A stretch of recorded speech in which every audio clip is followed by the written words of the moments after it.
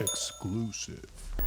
Hi, I'm Josh with Red Eye Chicago, sitting here with Jason Narducy, and he has never heard Bob Dylan at all. Not even just Highway 61 Revisited, which is what we're I've gonna heard listen Bob to. Dylan. You have? You can't not hear Bob Dylan. Well, yeah, but what's your experience with Bob Dylan? I just haven't heard this record. Just this record? Most records. Most records? But I've heard the songs, the most popular songs. Like what? What's... Like a Rolling Stone.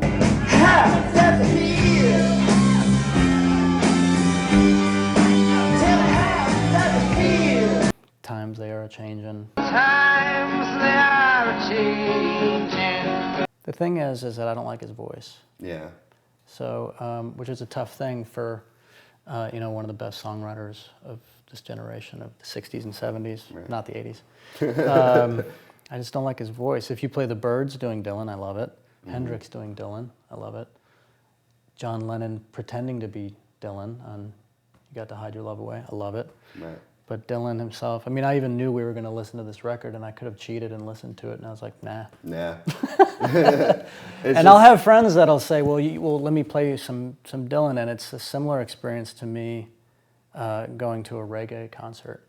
Yeah. You walk in, and you're like, this is amazing. Why don't I ever listen to reggae?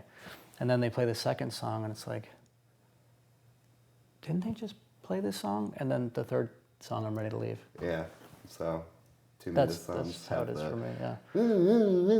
Kind of like Dylan's I loved it. Yeah, it's a little samey. It's his voice, like the songs are incredible. He's an incredible songwriter. I don't find him interesting as a person. He's not the interviewer. His interviews are few and far between, and they don't give me any insight into him or anything else. He's not funny. I don't know. I'm not interested in Bob Dylan. So, but on that note, let's listen to a record. Let's listen to a 50-minute record where you're, yeah.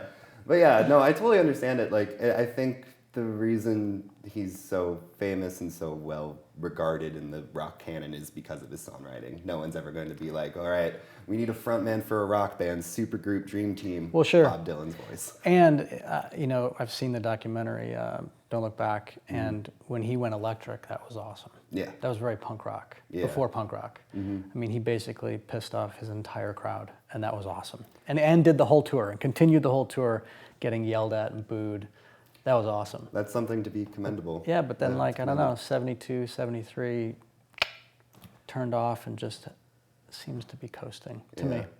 In the 80s, he found God and released a bunch of records that people did not like. But I think he has sort of had a career resurgence in his last few records, but at the same time, if his voice is something you don't like. It's tough. Now. Yeah. Yeah. It's like, if you don't like Morrissey's voice, you're not going to listen to this mess. But who would dislike Morrissey's voice? Many people. Oh, well, I haven't met them, thank God. Yeah, I'm not one of them. Well, let's go listen to that record. Yay. Now see where you want this killing done. Out on Highway 61. So we just listened to all of Bob Dylan's Highway 61 Revisited, all 51 minutes of it. And Maybe 53. Oh, 50? It felt like 53. Maybe 52 if we're going to split it down the middle. What'd you think? I liked it more than I thought I would. Queen Anne, is that one of the? Approximately Queen Jane. Queen Jane. Queen Jane approximately. Queen Jane. Sorry, yeah. The Thin Man song. Ballad of the Thin Man, Yep. The Buick song. Those three I liked a lot. Yeah. Like Rolling Stone I knew. Tombstone Blues I knew. Those are the only two I knew, the first two.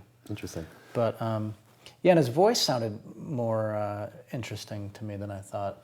Yeah, on that record, it certainly had this sort of like ragged, bratty quality to it, where it seemed. But he's like... also singing. He's holding out some notes, and there's a lot of air to it instead of just nasally. I remember as a kid hearing a song on the radio and thinking, oh, well, wait, I love this Bob Dylan song, and then it turns out it's Steeler's Wheel. It's them pretending to be him. Right.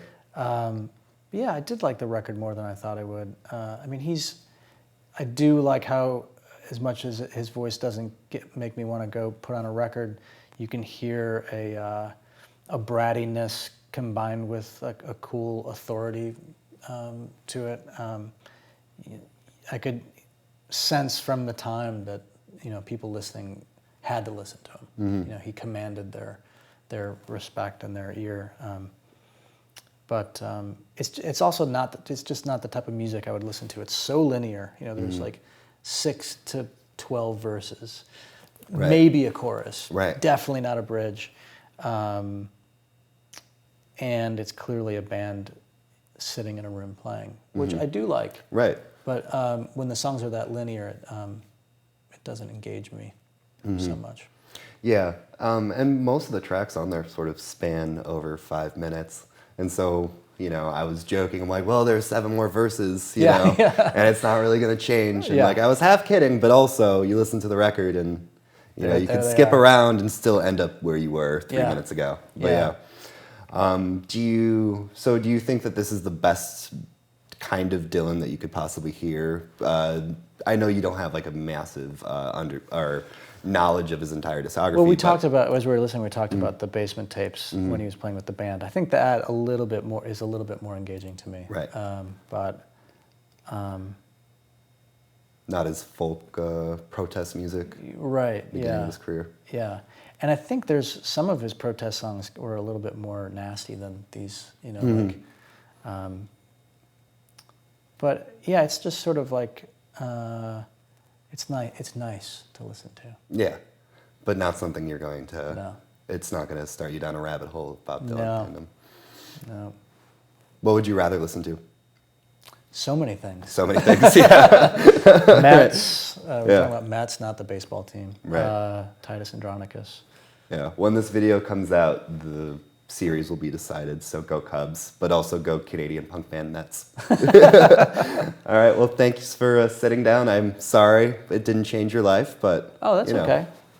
I kind of. Other records, you kind of knew. I kinda knew, Yeah, yeah. his voice isn't for everyone. All right. Till next time. Thanks, Josh. Oh, and also, be sure to pick up Fragmented World at your local record store or iTunes iTunes or our website, or the website. What's your website? splitsinglemusic.com. Cool. There's also, he'll be playing November 7th at Space in Evanston, and you should go see because I'll be there, and he will too. I have to be there. He has to be I there. have to be there.